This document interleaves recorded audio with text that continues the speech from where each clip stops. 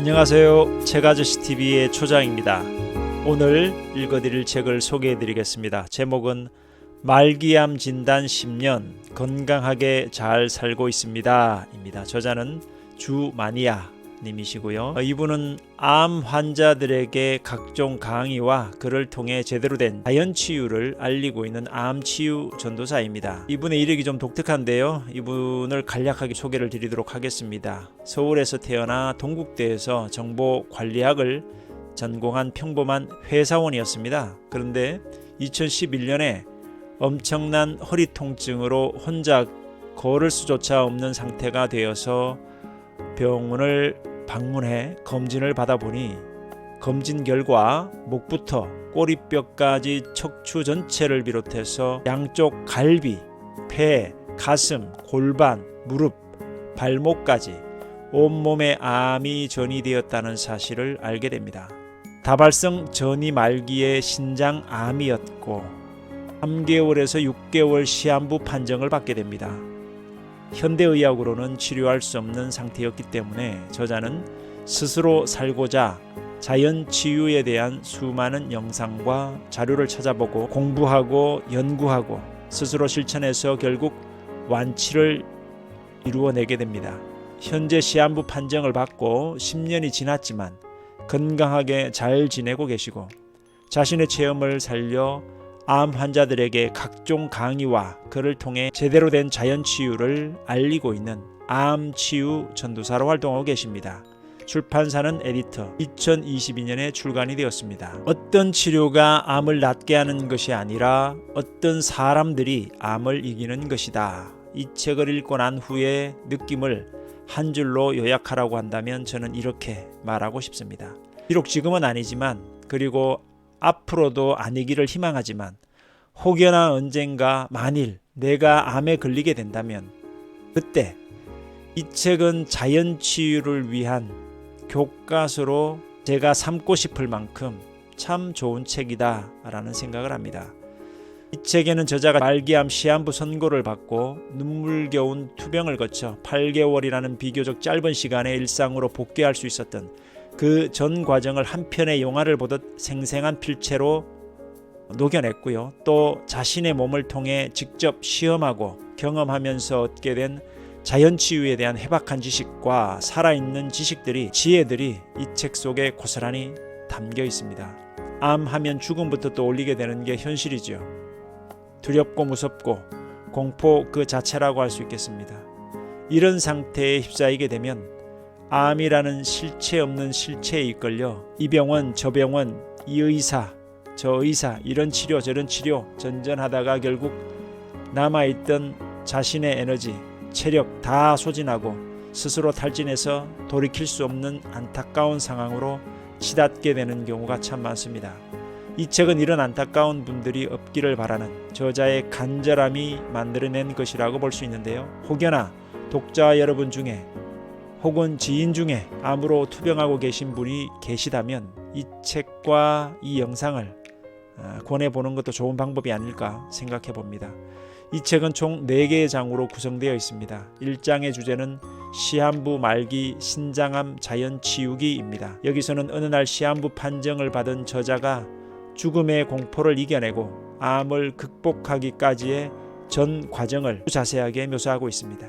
2장의 주제는 암은 죽을 병도 죽는 병도 아니다 입니다.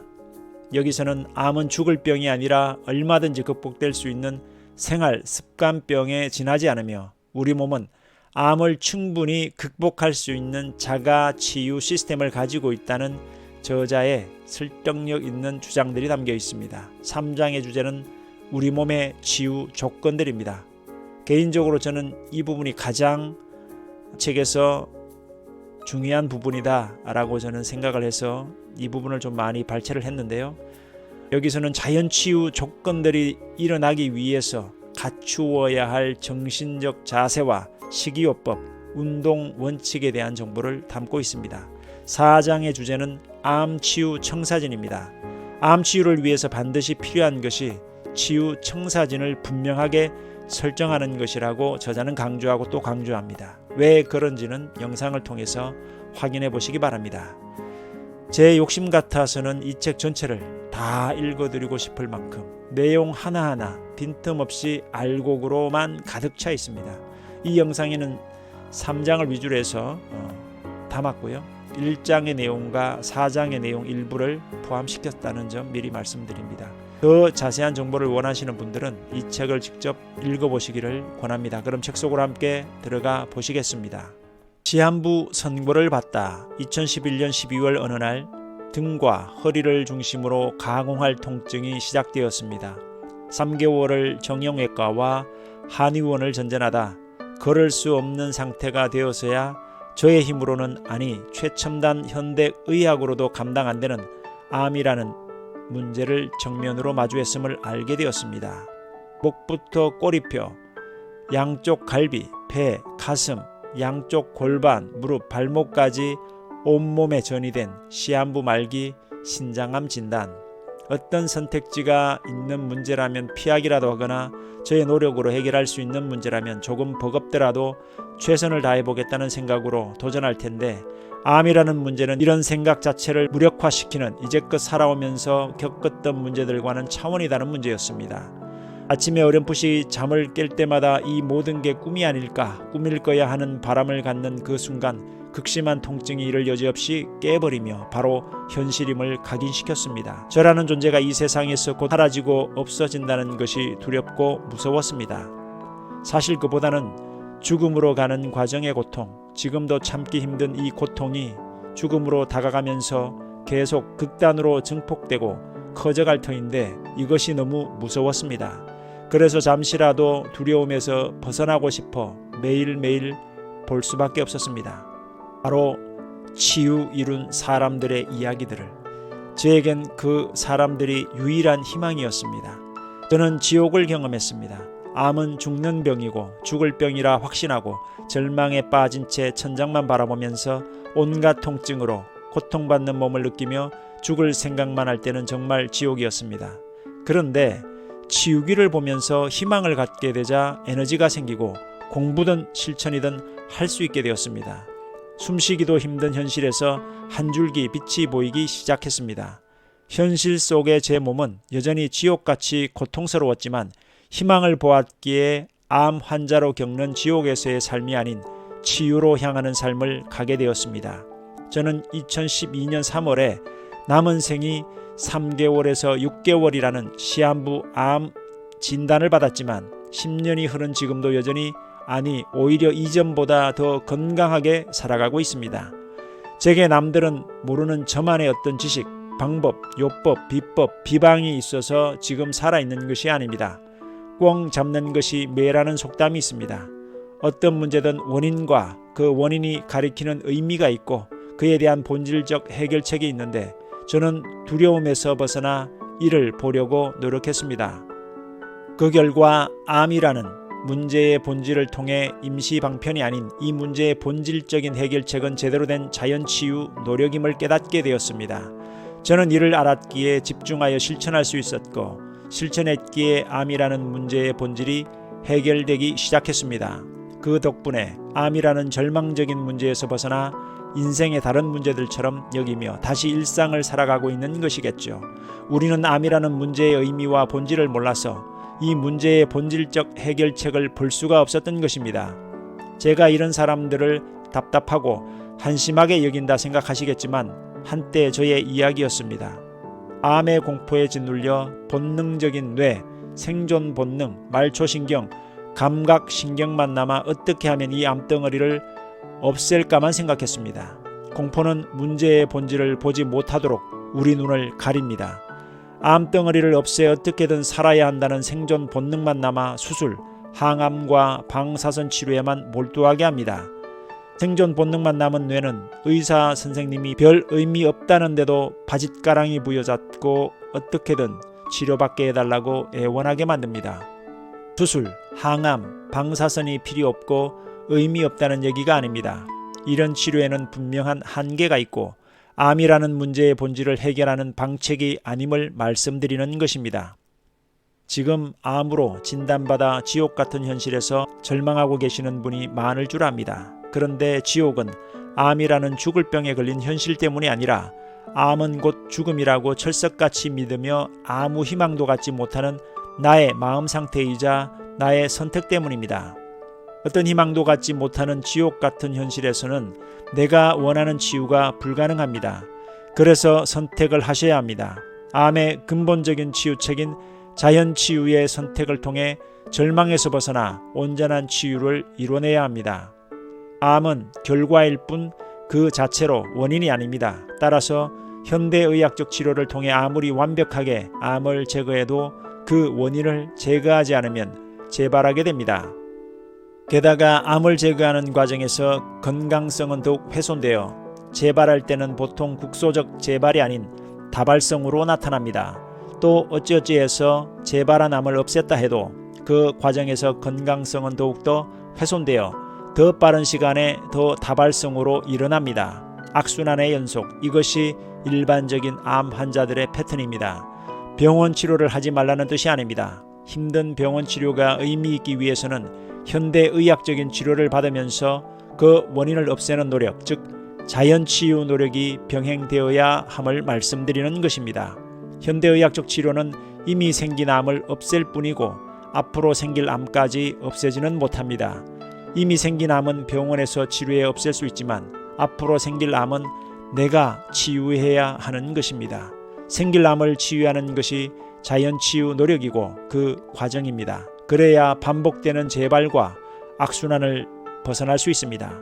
자연치유는 현대의학을 거부하고 산속에서 약초캐 먹고 낫자는 민간요법이 아닙니다. 현대의학을 이용하고 안 하고는 그 자체로 효과와 부작용을 따져 결정할 일이지 자연치유와는 별개의 문제입니다.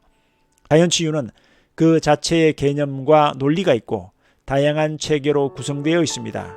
자연치유는 암에 대한 완벽한 방어체계가 우리 몸에 존재한다는 것을 기본 전제로 합니다. 그동안 목적지향적이고 파괴적인 삶이 우리 몸의 건강성을 지속적으로 훼손하여 암에 대한 방어체계가 무너졌기 때문에 치유 적합적 생각, 습관과 생활습관의 개선을 통해 이를 복원하려는 노력이고 또한 이것이 모든 암에 대한 근본적인 치유책이 되는 것입니다. 그런데 자연치유 노력이 의미 있기 위한 전제 조건이 있습니다.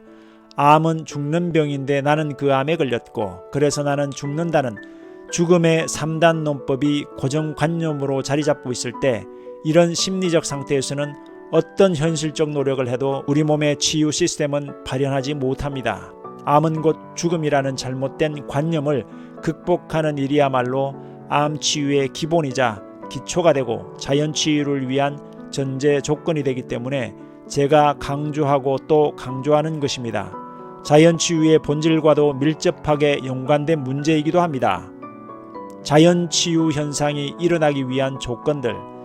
자연치유는 저절로 낫는 것이 아닙니다. 있던 암도 저절로 없어진다면 원래 암이 없던 몸에 암은 왜 생기는 것일까요? 암이 생기는 것도 저절로가 아니고 암이 치유되는 것도 저절로가 아닙니다. 이 세상에 저절로는 없습니다.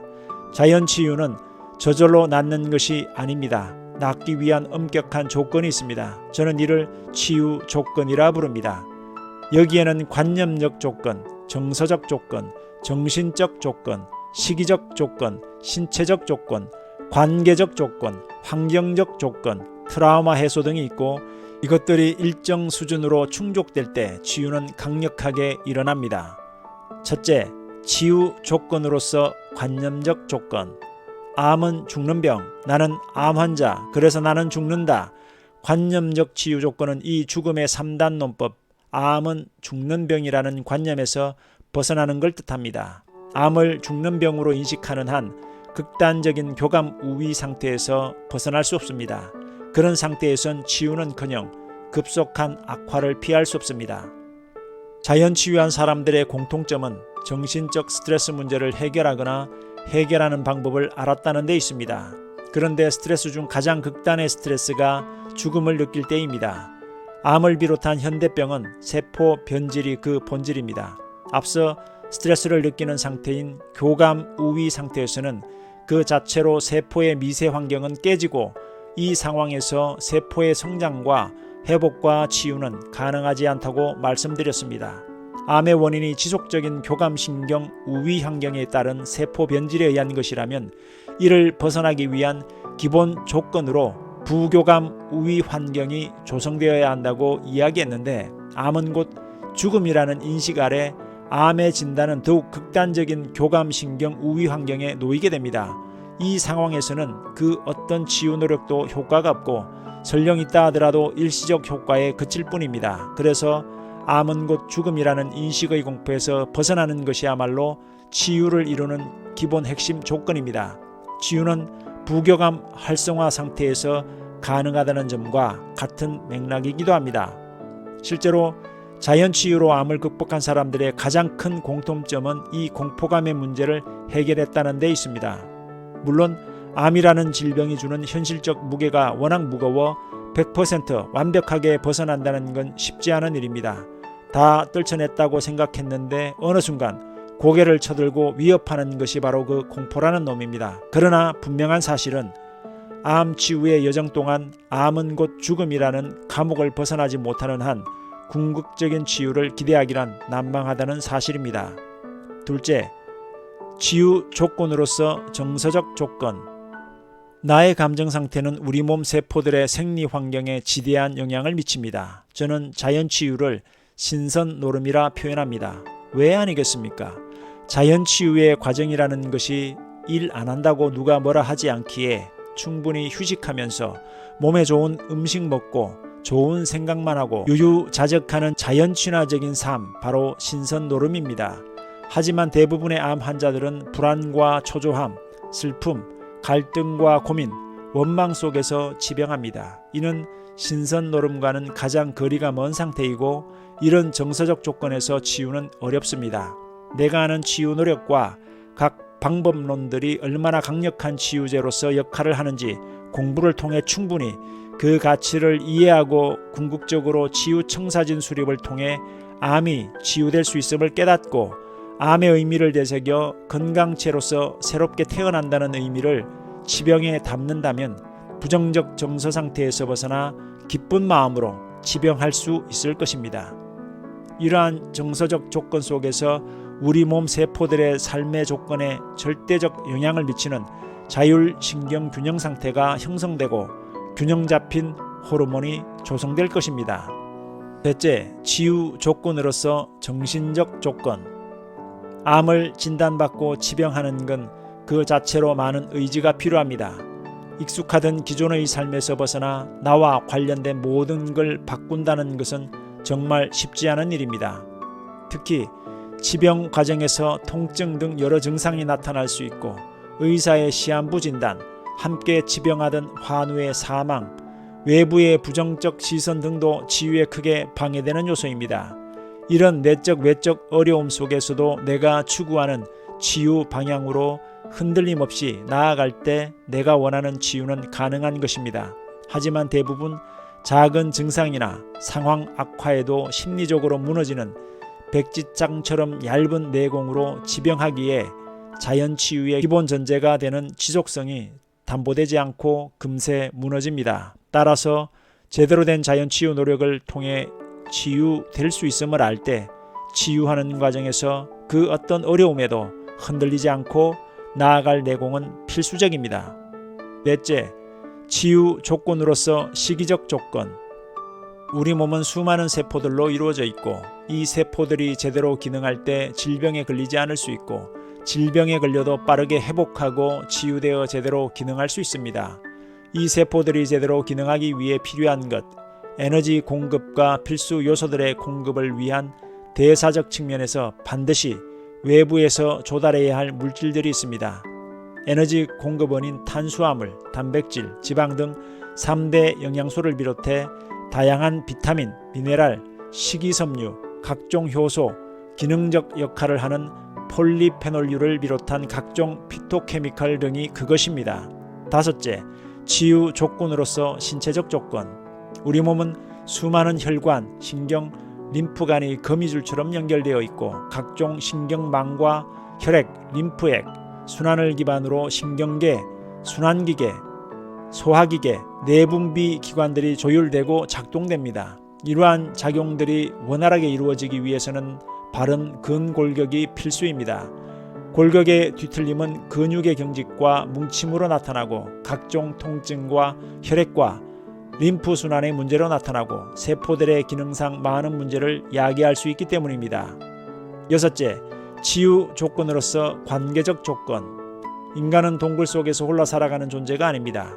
인간은 복잡한 인간관계망 속에서 살아가며 그 관계 속에서 자신의 위치를 자리매김하고 존재 의의를 찾습니다. 저 역시 그랬지만 많은 암 환우분들을 만나면서 그 환우를 둘러싼 다양한 관계 속에서 상대방 눈치 보기, 외로움, 미움, 원망, 적개심 등이 환자의 치유를 막는 아킬레스건으로 작용하는 것을 아주 많이 보았습니다. 환자인 나를 둘러싼 모든 관계를 적어도 치유에 방해되지 않도록 조정하고 개선하는 노력은 치유 조건의 매우 중요한 영역입니다. 일곱 번째, 치유 조건으로서 환경적 조건. 우리 몸은 항상 주변의 온갖 요소들로부터 영향을 받고 있습니다. 깨끗한 환경은 건강에 미치는 영향이 지대하기에 현대 사회의 매우 중요한 이슈이며 특히 여러 질병으로 고통받는 환우들에게는 회복과 치유의 중요한 요소가 됩니다. 우리 몸에는 기본적으로 정상화되려는 복원력, 회복력이 존재합니다. 이러한 회복력이 제대로 작동하기 위해서는 외부 독소들의 유입을 막는 것이 필수적입니다. 또한 깨끗한 자연과 숲에 존재하는 피톤치드, 음이온 등이 면역력을 강력히 증대시킨다는 것은 이미 밝혀진 사실입니다. 여덟 번째, 치유 조건으로서의 트라우마 해소. 인간은 살아가는 동안 온갖 사건을 경험하면서 이를 통해 다양한 감정을 가지게 됩니다. 낙방이나 실패에서 오는 좌절감, 실수했을 때 느끼는 창피함, 각종 사건 사고에서 경험하는 공포감과 불안감 등등 살아오면서 겪는 부정적 사건들과 일들에서 경험한 감정은 시간이 지난다고 의식하지 않는다고 없어지는 것이 아닙니다. 나의 무의식에 남아 어떤 형태로든 현재의 나에게 부정적 영향을 끼칩니다. 그것은 인생의 여러 과정에서 어려움으로 발현되기도 하지만 건강적인 측면에서 치유력과 면역력이 발현되어야 할 때 이를 막아 숱한 문제를 야기하기도 합니다. 이의 극복은 치유에 있어 주요 과제 중 하나입니다. 자연치유는 저절로 낫는 것이 아닙니다. 저절로 낫는 것처럼 보이지만 그 이면에는 엄격한 조건들이 있는 것입니다. 앞에서 언급한 내용들이 이러한 치유 조건들입니다. 암을 이기는 식이요법. 암의 식이요법으로 저는 두 가지 목표를 설정합니다. 첫째, 혈당 피크가 없는 낮은 일정한 혈당 유지하기. 이는 정상 범위 안에서의 변동 없는 안정된 혈당을 목표로 합니다. 저혈당을 목표로 하는 것이 아닙니다. 저혈당은 목숨을 잃을 수도 있을 정도로 매우 위험합니다. 대부분의 저혈당은 당뇨병 등 혈당 조절이 안 되는 사람들에게서 급격한 혈당 변화로 인해 인슐린이 과도하게 분비되면서 일어나는 경우가 많습니다. 이는 우리 몸이 아직 면역력이 갖추어지지 않은 상태에서 변동 없이 낮은 일정한 혈당을 유지함으로써 포도당 대사 능력이 뛰어난 암이 크는 것을 최대한 막고 그 사이 우리 몸을 해독하고 인슐린 저항성을 개선해 면역력이 살아나게 하는 기본 조건을 갖추기 위해서입니다. 둘째, 가공된 정제 탄수화물, 동물성 단백질과 지방은 일절 금하고 다양한 비타민, 미네랄, 식이섬유, 효소, 피토케미칼 등을 일반인의 섭취량에 비해 다량 섭취하기입니다. 그렇다면 이 두 가지 목표를 달성하기 위해 구체적으로 어떻게 해야 할까요? 첫째, 육식 금하기입니다. 생선, 달걀, 가금류를 포함해서 1년간은 필수적으로 육식을 금해야 합니다. 고기에는 과다 섭취했을 때 암의 원인이 되는 단백질, 지방이 많이 들어있고 정상적 대사 회복을 위한 비타민, 미네랄, 효소, 식이섬유, 피토케미칼은 거의 없거나 전혀 없습니다. 또한 동물성 식품에는 암을 키우는 성장 인자 물질이 다량 함유되어 있습니다. 물론 우리 몸의 건강을 위해서는 일정량의 단백질, 지방이 필요합니다. 하지만 현미와 과일, 채소에도 다 들어있으며 특히 콩과 식물성 음식으로도 충분히 가능합니다. 병원에서 치료를 포기한 사람 중 장기 생존자들의 생활 패턴을 조사한 캐나다의 한 논문에 따르면 완전 채식이 80% 이상이었습니다. 저는 고기는 있어도 먹지 않을 것이고 필요도 없다고 생각하지만 굳이 육식을 해야 하는 상황이거나 해야겠다면 방사의 길은 가축이나 유기농 인증을 받은 고기를 소량 드시는 것이 그나마 낫다고 말씀드리고 싶습니다. 두 번째, 정제 탄수화물 금하기. 탄수화물은 우리 몸에서 포도당으로 바뀌어 중요한 에너지원으로 쓰이지만 흰밥 등 정제 탄수화물을 섭취했을 때 빠르게 포도당으로 전환되면서 혈당 피크 현상을 일으키고 급속도로 높아진 혈당은 포도당 수용 능력이 뛰어난 암이 빠르게 성장하는 환경이 됩니다. 당이 조절되지 않는 당뇨병 환자의 암 발생률이 높고 예후가 나쁘다는 사실은 많은 논문에서 밝혀진 사실입니다. 세 번째, 현미식을 할 것. 현미도 탄수화물이기 때문에 2번과 배치된다고 생각하시는 분도 계실 것입니다. 물론 주 성분이 탄수화물이지만 복합 탄수화물이어서 혈당을 천천히 올리기 때문에 정제 탄수화물과는 다릅니다. 또한 미네랄, 비타민, 식이섬유뿐 아니라 가바, 감마 오리자놀 같은 항암 및 기능성 성분도 풍부합니다. 일반적으로 건강식을 현미 자연식이라고 표현합니다. 그만큼 현미는 건강식의 중심입니다. 고구마, 밤 등도 매우 훌륭한 탄수화물 공급원입니다. 네 번째, 녹즙을 마실 것. 하루 최대 2리터를 추구하되 몸 상황에 맞게 섭취한다. 우리 몸이 정상적인 대사 활동을 하기 위해서는 필수적인 온갖 비타민과 미네랄, 식이섬유, 각종 효소, 다양한 피토케미칼 등의 충분한 공급이 따라야 한다. 이러한 성분은 주로 채소, 과일 등에 많이 들어있는데 문제는 이러한 성분들이 우리 인간은 소화할 수 없는 불용성 섬유질 안에 많이 있어 섭취해도 흡수율이 매우 낮다는 데 있습니다. 특히 암 환자는 일반인에 비해 소화 흡수율이 아주 낮습니다. 따라서 먹더라도 흡수율이 낮다면 아무리 좋은 음식이라도 효용성이 크게 떨어집니다. 이 때문에 순수한 비타민, 미네랄, 각종 효소, 다양한 피토케미칼들을 충분히 섭취하기 위해서는 불용성 섬유질을 제거한 순수, 진액인 즙 형태로 드셔야 하는 것입니다. 같은 양의 채소를 섭취했을 때 불용성 섬유질을 제거한 즙 형태로 먹을 경우 소화기관에 부담을 주지 않으면서도 흡수율은 4배 가까이 높아집니다. 이는 같은 양의 채소를 먹더라도 즙 형태로 섭취하면 소모성 질환인 암 환자들이 소화 흡수하는 데 에너지를 최소한으로 쓰면서도 훨씬 많은 유효 성분들을 섭취할 수 있다는 의미입니다. 또한 섬유질도 혈당 피크를 막아주고 장 건강에 필수적이기에 식사할 때 생채소, 현미, 껍질째 먹는 과일 등을 통해 충분히 공급해 주어야 합니다. 다섯 번째, 암에 좋다는 특정 음식 과용하지 않기. 자연치유는 건강성을 회복하려는 노력입니다. 식이에서 건강성 회복을 위한 중요한 조건은 필요 영양소들의 균형이지 특정 성분의 과잉에 쏘는 것이 아닙니다.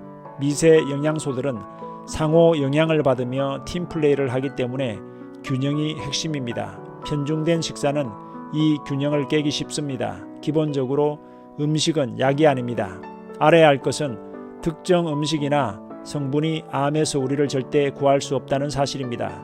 물론 한 가지 음식을 먹고 암을 이겼다고 주장하는 분이 많이 있습니다. 저는 그 음식 때문에 암이 나았다고 생각하지 않지만 만약 100번 양보해서 그 음식 때문에 암이 나았다 해도 사람마다 암종이 다르고 체질이 다르며 약효를 나타내는 양도 천차만별입니다. 목숨을 담보로 아주 낮은 확률의 요행을 바라고 도박하는 것과 다를 바 없는 일입니다. 식이요법 중 반드시 지켜야 할 것들. 하나, 꼭꼭 많이 씹어서 먹어라. 다작하라. 사실 무얼 먹느냐보다 많이 씹는 게 훨씬 중요합니다. 자연치유 노력은 세포가 살기 좋은 조건을 조성하려는 노력이기도 합니다. 그런데 아무리 좋은 것도 대충 씹어 먹으면 세포에는 독이 되는 경우가 많습니다. 암 환자는 소화 흡수에 쓰는 에너지를 최소화하여 남은 에너지를 내 몸의 자연치유력에 쓰이도록 해야 합니다. 그러기 위해서는 암 환자에게 가장 필요한 영양소가 함유된 음식들을 입에서 물리적 소화를 다 끝낸다는 생각으로 다작하여 드셔야 합니다. 생로병사의 비밀 소식 다작편에 따르면 100번 정도 씹었을 때 나오는 타액이 소화에 가장 적정한 산도가 된다고 합니다. 이것은 암 환자에게 엄청나게 중요한 사항입니다. 그리고 혈당 피크 없는 식사의 핵심 사항이기도 합니다. 둘, 신선한 음식을 먹어라. 모든 식품은 시간이 갈수록 점점 산화됩니다. 산화된 식품은 대사 과정에서 활성산소의 발생을 높이고 우리 몸의 처리 한도를 넘는 활성산소는 세포막과 유전자를 공격해 암을 일으키는 원인이 됩니다. 아무리 좋은 식품도 오래돼서 산화되었다면 득보다 실이 많습니다. 녹즙 재료 구하기 어렵다고 한꺼번에 많이 사놓고 드시면 안됩니다. 특히 오래된 견과류에서 나오는 곰팡이균 독소인 아플라톡신은 간암의 직접적인 원인이 되기도 하고 치명적일 수 있습니다. 셋, 물을 충분히 마셔라. 2리터 이상. 학자 중에는 노화를 우리 몸에서 수분이 탈수되어가는 과정이라고 정의하기도 합니다. 토실토실한 아기는 체내 수분 함량이 80% 정도이지만 나이 들어감에 따라 노인은 그 함량이 50% 내외로 줄어듭니다. 제가 환우분들과 상담할 때 이전 생활 습관에 대한 질문지를 받아보고 이야기해보면 암을 야기할 만한 여러 개인적 요소들이 있지만 물을 충분히 마시지 않았다는 것이 거의 모든 분에게 해당되는 공통점이었습니다. 즉 탈수는 세포 차원의 대사에 급격한 악화를 가져옵니다. 물을 잘 먹지 않는 사람들에게서 암 발병률이 높은 것은 여러 연구를 통해 밝혀진 사실입니다. 넷, 운동은 항암제다. 몸을 움직여라. 인간은 동물입니다. 동물은 움직이지 않으면 모든 세포들의 기능이 급속히 쇠퇴합니다. 운동을 하면 혈당이 떨어지고 체온이 올라가며 혈류가 활발해지면 산소 포화도가 올라갑니다. 운동은 우리 몸을 암화된 몸으로 만드는 저산소, 저체온, 고혈당 상태를 일거에 해소하는 도깨비 방망이와도 같습니다. 많은 암 치유 사례를 살펴보면서 식이요법을 안 하고 치유된 경우는 봤어도 운동하지 않고 치유된 경우는 보지 못했습니다. 운동은 바로 항암제입니다. 운동은 여러분이 받고 있는 어떤 값비싼 치료나 항암, 방사선 치료보다 훨씬 더 강력한 암 치료 및 치유 역할을 하며 이것이야말로 부작용과 내성 없는 진정한 항암제입니다. 운동과 암의 관계를 밝혀낸 각종 논문을 보면 암 환자의 운동 시간에 따른 재발률과 생존율에 엄청난 차이가 이를 말해줍니다. 암 환우분들은 절대 환자 대접 받으려 해서는 안됩니다. 암 환자라는 이유로 손가락 하나 까딱 안 하고 떠받들리는 생활을 하게 되면 암 치유는 점점 멀어집니다. 많이 운동할수록 암은 내 몸에서 존재 이유를 찾지 못하게 됩니다. 실천해야 될 많은 암 치유 방법들이 있지만 암 치유의 핵심 중 핵심은 바로 운동입니다. 특히 식사 후 걷는 것이 매우 중요합니다. 암 환자는 걸으면 살고 누우면 죽는다는 생각으로 열심히 걸어야 합니다. 5. 치유 청사진을 수립하라.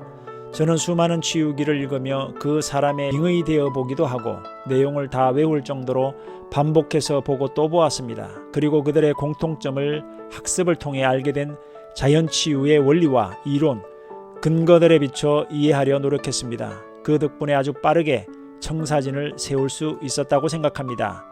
그렇다면 치유 청사진이 수립되면 어떤 변화가 생길까요? 첫째, 치유 청사진이 수립되면 긍정적인 감정적 변화가 일어납니다. 당연합니다. 암은 죽는 병이라 생각했다가 덩어리진 암도 녹여버릴 우리 몸의 완벽함과 그 완벽함이 발현될 치유 조건과 이를 충족하는 다양한 방법론을 통해 치유됨을 깨닫고 확신하는데 당연한 변화입니다. 암으로 인한 죽음의 공포나 불안보다는 치유에 대한 희망이 생기고 치유 노력의 실천에 대한 열정, 욕구가 샘솟는 느낌이 들 것입니다. 이런 상태에서는 당연히 온전한 치유를 가져올 지속성이 담보됩니다. 둘째, 어떤 증상이나 나쁜 결과를 얻는다 해도 포기하거나 무너지지 않는 내공과 어떤 상황에서도 흔들리지 않고 자연치유 노력에 집중하고 지속하는 자신을 발견하게 될 것입니다. 청사진을 수립한 뒤의 실천이 무조건 결과를 담보하거나 바로 어떤 결과를 얻음을 뜻하는 것은 아니죠. 그 과정은 힘겹고 험난합니다. 암 환자인 우리 몸은 심각한 문제가 있는 것이고 이를 근본적으로 해결하는 것이 제대로 된 자연치유 노력 과정인데 이것이 금방 나아지기는 쉽지 않을 것입니다.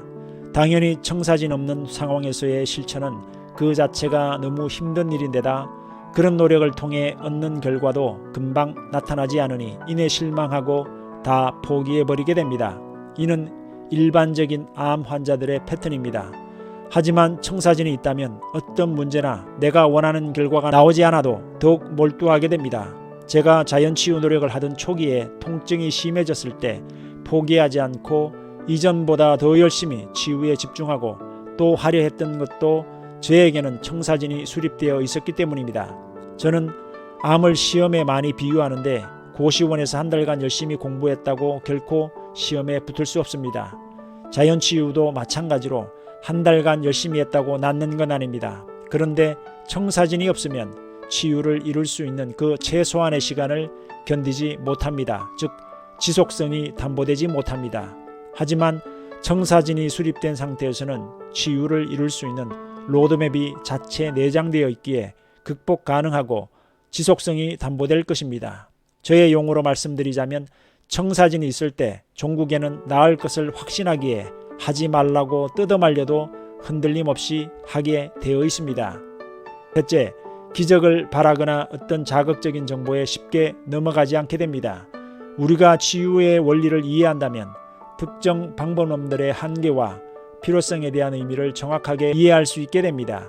따라서 이거 한 방에 다 해결될 것 같은 자극적인 정보나 썸네일에 넘어가지 않을 것이고 만약 그것이 의미 있는 정보라면 어떤 기준 아래 객관적으로 그런 정보들을 나에게 도움이 되는 방향으로 활용할 수 있는 능력이 생깁니다. 청사진이 수립된 치유 메커니즘과 원리를 이해한 상태에서 모이는 정보들은 시간이 흐르면서 치유를 이뤄가는 효율성과 자연치유에 대한 노하우를 풍부하게 해줍니다. 하지만 청사진이 없는 상태에서의 많은 정보들은 오히려 상충되는 수많은 정보의 바다에 환우들을 빠뜨려 고민과 갈등 속에서 혼돈에 빠져들게 만듭니다. 게다가 암 치병에 있어 청사진 수립은 다른 어떤 영역보다 더 중요하고 큰 의미가 있습니다. 다른 영역이나 일에 있어 청사진이 효율성 측면에서 중요하다면 암 치유에 있어서의 청사진은 그 자체로 게임 체인저 역할을 합니다. 암 환우분들은 치유 청사진 수립을 통해 암은 죽는 병도 죽을 병이 아니며 제대로 된 자연치유 노력을 통해 얼마든지 치유 가능하고 오히려 이전보다 더 건강해질 수 있음을 이해하고 이해를 넘어 깨달을 때 이러한 치유될 수 없는 심리적 상황에서 벗어나 지금 노력하고 있는 다양한 방법론들이 의도한 본연의 효과를 가져올 수 있습니다. 그리고 제대로 된 방법론들을 통해 치유 노력을 하신다면 치유는 확률의 영역이 아닌 확실의 영역으로 가게 될 것입니다.